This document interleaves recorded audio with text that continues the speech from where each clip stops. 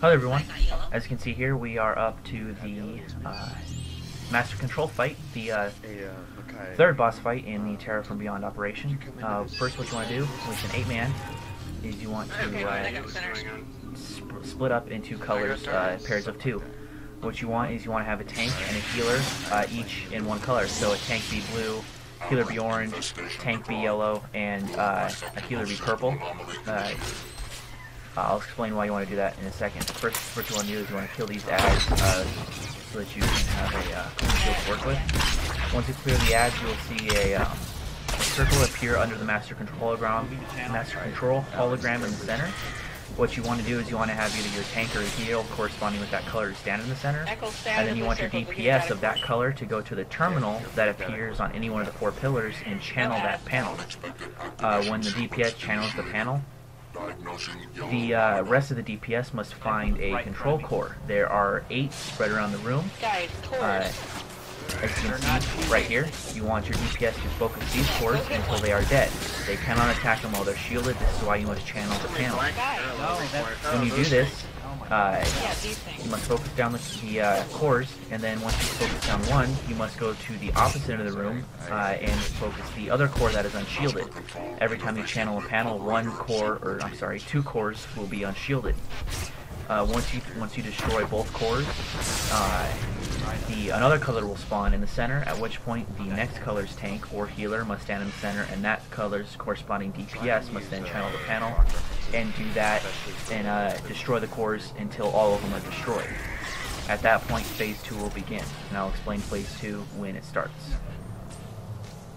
Oh, also, throughout the fight, the ads will come from the door that you from the opposite side of the door that you came in on. The tanks must pull these ads away from the DPS channeling the panel. The ads will automatically go for the DPS channeling the panel. You must, if you do not make the panel, if you do not destroy the cores while the DPS is channeling the panel, a rectifier will spawn. This is a very, very tough ad that you must defeat. If you get too many of them, it will cause a raid-wide wipe.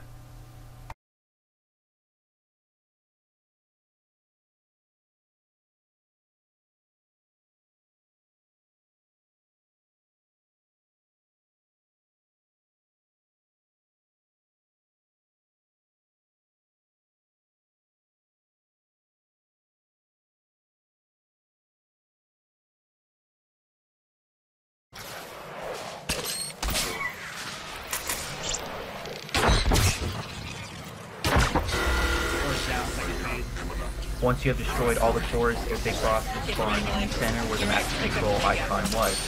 What you're going to want to do is you want your melee and tanks to stack in the center, and then have your healers, have your entire raid stack in the center, or on the outside. You can see there is a circle filled with round circles as you get going around the outside of the inner circle where you stood in during the first phase.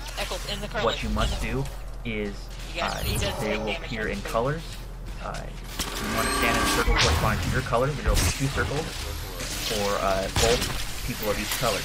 For every second all these circles are not stood in, the boss will put out a raid-wide AoE which does progressively more and more damage the longer he does it. Once you have stood in all the circles, his channel will end, and you will be able to damage him again. Also, while you're trying to stand in the circles, he will be immune to damage, although he will not be immune to an aggro buildup. So what you want to do is you want to have your tanks build up aggro during this phase so they will not drop it the second the shield drops. If you stand in a circle that is not your color, you will take damage. This it is a bleed effect that cannot be cleansed, so make sure you stand in your circle and not anybody else's. A way to find your circle quickly is zoom your view out as far as you possibly can so that you can find your circle quickly and you can move on through the shielded phase faster and take down the boss quicker.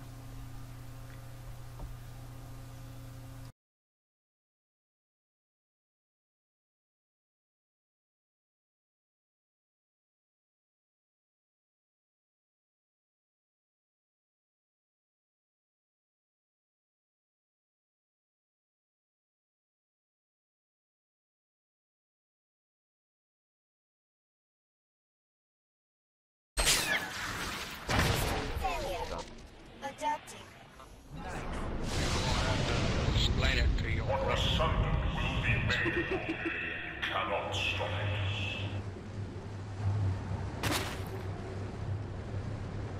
I love how we're all walking in and the door shut like in the middle of Space. Soon our reach will span the stars. Vessel, open the way.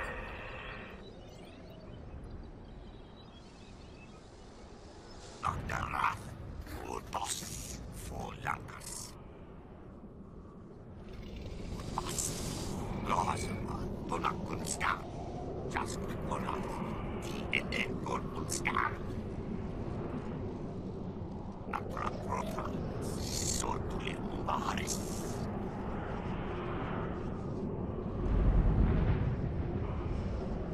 Except it's not her work. His work.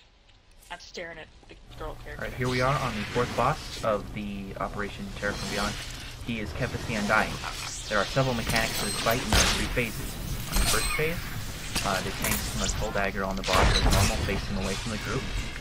Whichever tank is holding his aggro will put a debuff on, that the tank will have increased speed, but also take a very large bleed damage.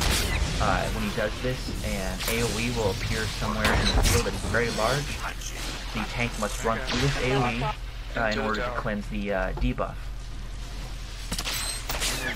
After which, when the next tank does aggro, Kefis will have a beam popping up from his back and shooting at a specific tower around the area. Whatever tower that the beam is going towards, you must tank him to it. When you get there, or at a certain point, he will start shooting a beam at a random person in the raid. What that person must do is go to the pillar that his beam is aiming at. Aim him so that the beam that's being shot at you is also being shot at the pillar. This will cause the pillar to fall, drop on Kefis, he will be stunned, and he'll also take increased damage for the duration of while he's down. The person who is tagged for his beam must be heavily healed, as his beam does a very, very large amount of damage. This will happen for all of the pillars around the area that you come into.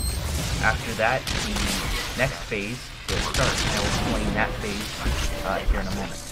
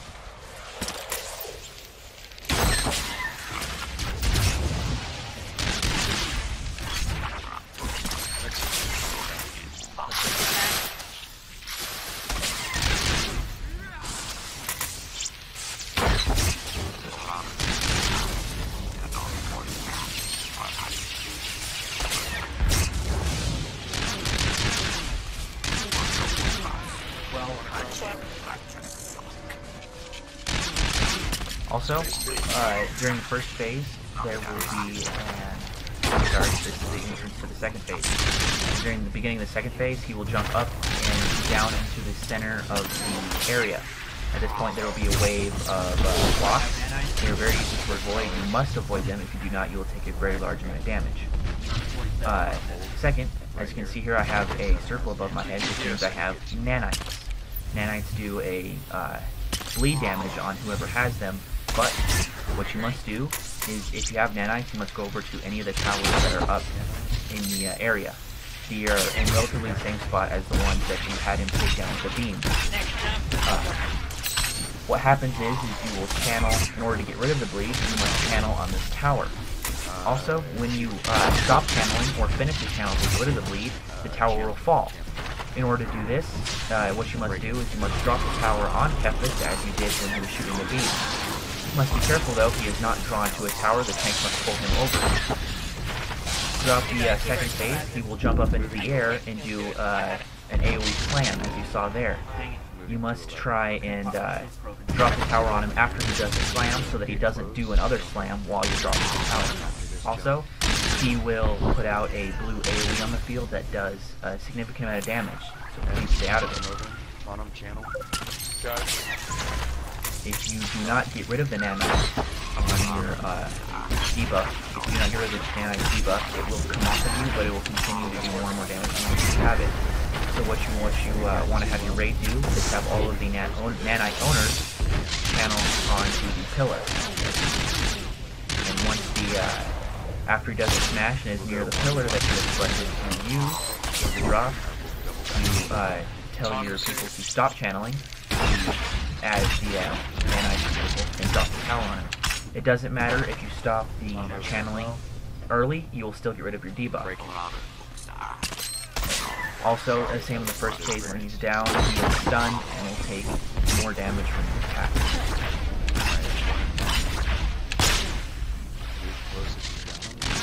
Also, the AoE from his jump up and smash down AoE, the red circle, it is focused on a target. So if you stay still, the AoE will stay still, but if you move, it will move with you, as you can see here.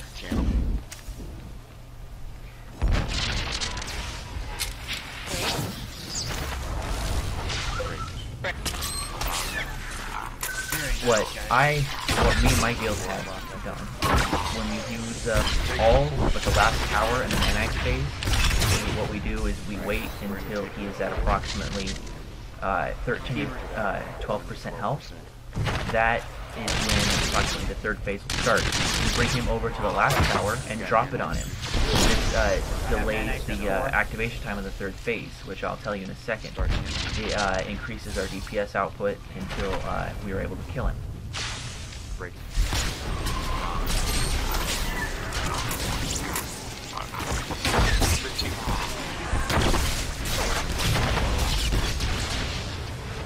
Going to the last tower.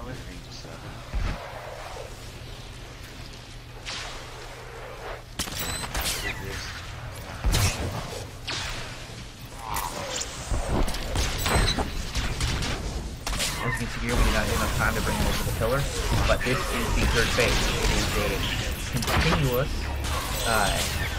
AoE attack until he is dead. The AoEs will appear randomly everywhere, so if also he will put out a mini AoE around his feet that hurts tank and melee DPS around him. It expands out to 5 meters. These mortars that come out and land on the orange AoE will do more and more damage until he's killed. As I said before, they will last until he's dead, at which point, once you kill him, the boss fight is over. I'm at 175.